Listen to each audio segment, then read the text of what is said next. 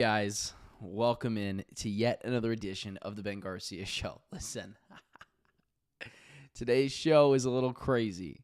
Ja Morant to the Phoenix Suns, really? Yes, it does make more sense than you think. So with that being said, I'll talk to you guys in just a couple of seconds. The Ben Garcia Show. Yeah. Woo. Best show in the land. Yup. Listen. Come and get your information from Ben Garcia. Get the latest on your quarterback, running backs, and receivers. Tune in, so any other show you don't need him. Any news that he giving out, please just believe him. Giving out the latest prediction and top-notch analysis. Wanna hear the truth, better have thick skin like calluses. The latest move that your team just made can be damaging. The dudes ain't speaking no facts, they just be rambling. Lights, camera, action, turn on the show, go get the cameraman. Yeah. Lights, camera, action, turn on the show, go get the cameraman. The Ben Garcia Show.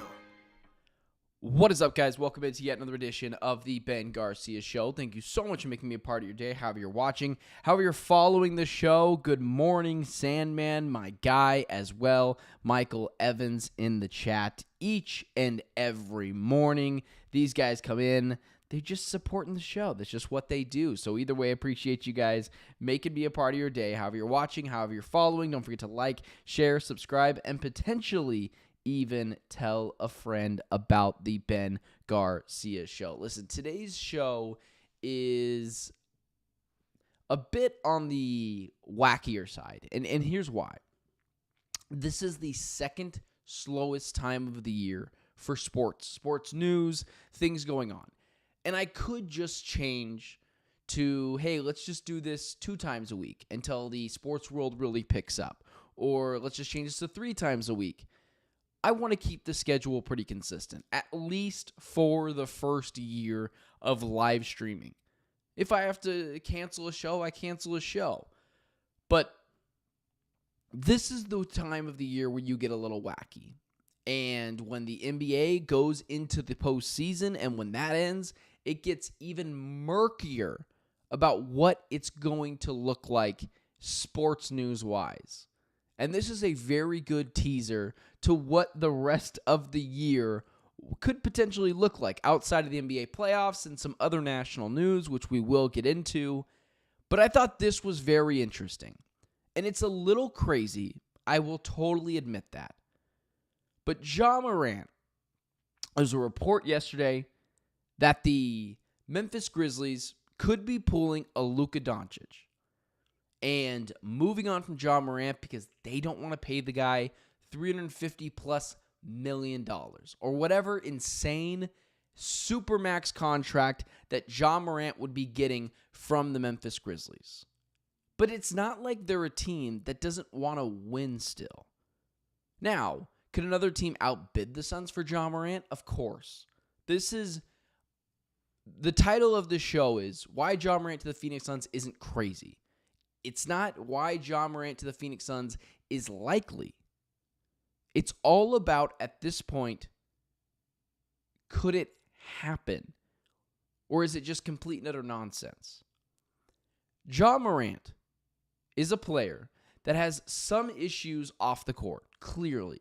He's not necessarily a bad person. He just made some kind of dumber, younger decisions.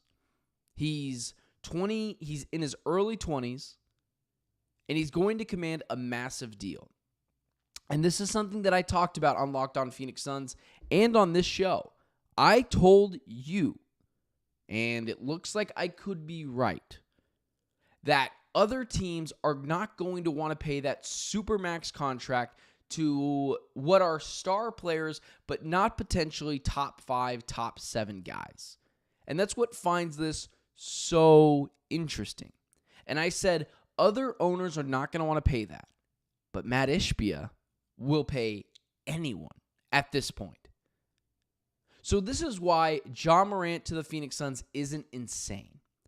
The Memphis Grizzlies are probably going to move on from him. It wouldn't shock me. And this is something that, again, I predicted. I said teams' owners are not going to want to pay the bill that is going to pay for star players.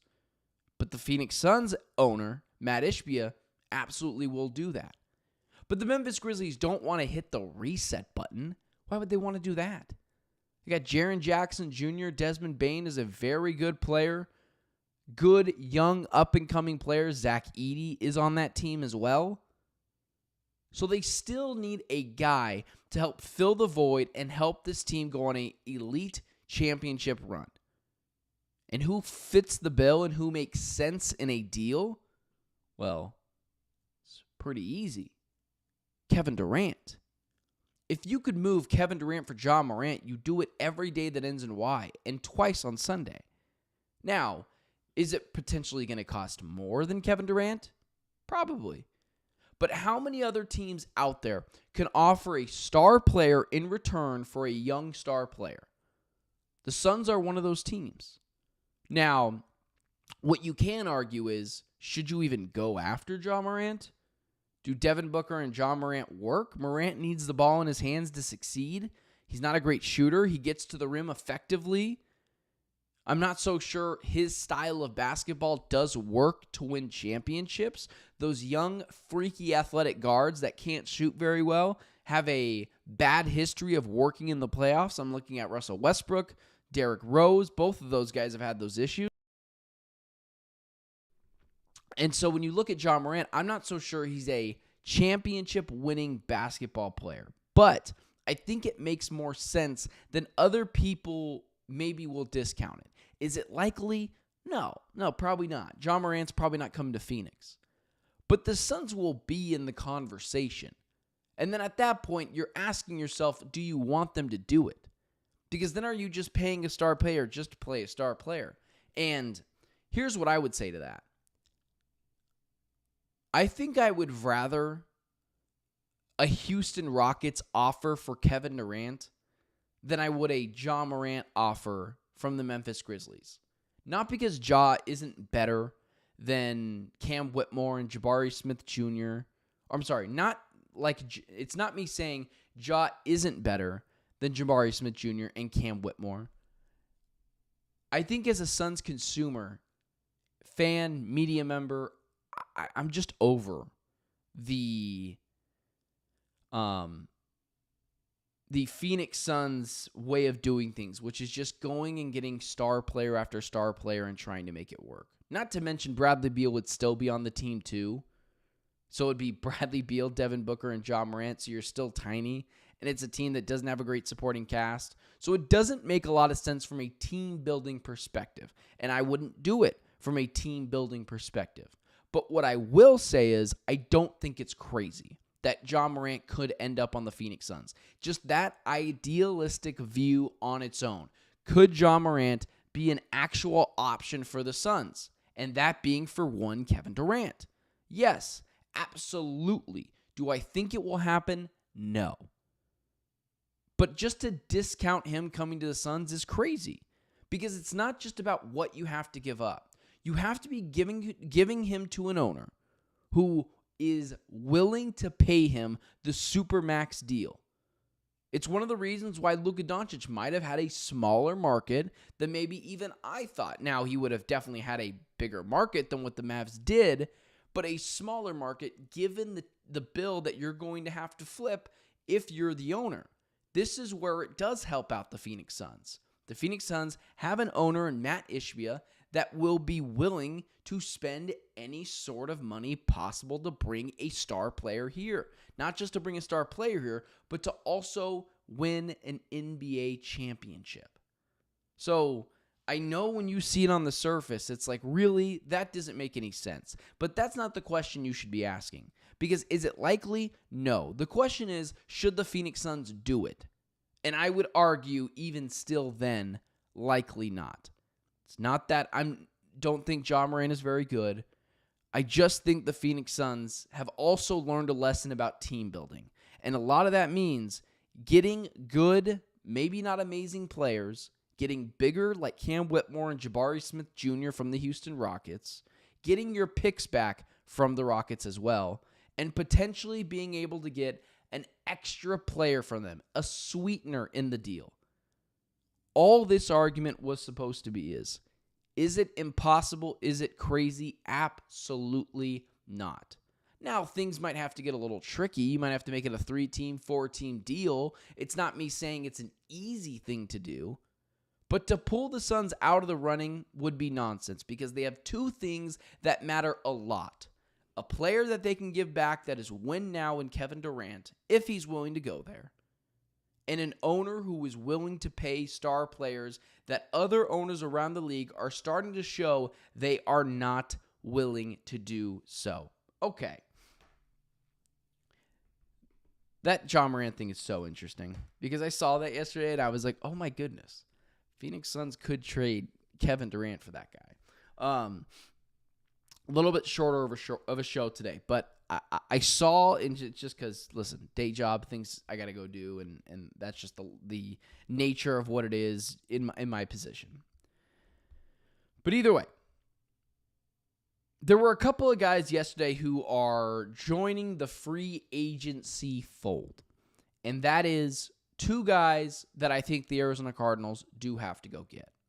Now, I have been a proponent of going and getting Cooper Kupp. If he's cut, you won't be able to trade for him. The Rams are not going to trade him to in division. But I've been a proponent of go get T. Higgins. Go get Cooper Kupp. If it's possible. Well, now T. Higgins is franchise tag. That's likely not going to be an option for the Cardinals. You're not going to give up assets for T. Higgins. You're just simply not doing so. But, and the same thing again goes for Cooper Kupp. You're not giving up assets for Cooper Kupp, and the Rams are not going to trade him in division. But a guy I think that does deserve a do-over in Arizona because he was a very good player here. I do wonder what the bill is going to look like is Christian Kirk. Christian Kirk isn't a small wide receiver. He's, in the 5'10 to 6 foot area, probably a little bit shorter than 6 foot. But he's a guy for this team that would make a lot of sense to come back. He's a vertical threat, good around the middle of the field. Him and Kyler Murray have connections, and he's from here. When you see that the Jacksonville Jaguars could be moving on from Christian Kirk, you immediately say to yourself, that's a guy that makes sense for the Arizona Cardinals. A guy that was drafted here and likely should have never been let out the door. Now, he got $21 million a year, and at the time, that was an absurd contract to give Christian Kirk. And then what happened? The wide receiver market exploded. Guys got deal after deal after deal. But this is what the Cardinals need to do. Strategic in who they pick up in free agency. It is imperative that they go sign a guy like Trey Smith. It is imperative that they go get another wide receiver because this wide receiver room does need it. Christian Kirk, Michael Wilson, and Marvin Harrison Jr. is a massive deal, massive upgrade to this team. Add Trey Smith to the offensive line. That is also something the Arizona Cardinals could use. But a reunion in the desert should absolutely be in the works. I'm not 1,000% sure what the contract will look like. There's a number that makes sense for everyone. And just because I have money doesn't mean I'm going to spend all of it. Trey McBride needs a new contract extension. Who knows? Maybe Kyler Murray explodes this regular season and wants to rip up his deal and get more money. Now, you can argue if you should do that, but it is something that could be in the cards. Or who knows? Guys need deals all the time. Budda Baker just got paid. You want to use your money to pay your players. Maybe, Darius Robinson explodes and is an elite level player over the next couple of years, and you got to save up to pay him. But that's just how it works. You don't want to spend your money everywhere. But guys that do make sense is a Christian Kirk who's been here before, who is from Phoenix, played at Saguaro High School, has chemistry with Kyler Murray, and ultimately will be the type of slot receiver this team needs. Over the middle, finding the soft spots, and being able to help Kyler Murray out, reading defenses, that is something that I would really like for this team. And then there was another guy that I saw yesterday, Jaire Alexander. This season, I got to be honest, the Arizona Cardinals defensive backs were better than I gave them credit for. Garrett Williams is a stud cornerback. The second cornerback, you're not too sure who that is. Max Melton showed flashes this season, but Max Melton, Garrett Williams, after that, it does get a little murky. And then Jalen Thompson's likely going to be a cap casualty this year. He's going to have some issues in the safety position, actually keeping him there because he's going to make too much money. And same with the Budda Baker side of things. As much as I love Budda Baker, who knows? Maybe after a year, he really falls off. Maybe next year, he really falls off, and he's a cap casualty as well. And you have to continue to bolster up this defense. And when I see a 28-year-old in Jaire Alexander likely going to be done with the Packers following the league new year, the new league year, that's a guy the Arizona Cardinals have to get. You got to bolster up this defense. Jaire Alexander, if he becomes a free agent, is a higher free agent guy to go get if you're ranking them over Christian Kirk. He's up there with the Trey Smith signing of, or I guess I should say, potential Trey Smith signing. He's in that area of guys because this defense needs leaders on this team and elite level shutdown players. And what's the hardest thing to get in this league at this point? Shutdown corners. I mean, Jaire Alexander, for all extensive purposes, has been a shutdown guy ever since he came into the league. I'm not so sure what the bill's going to look like, but it's not going to be a massive 4-year deal. He's 28.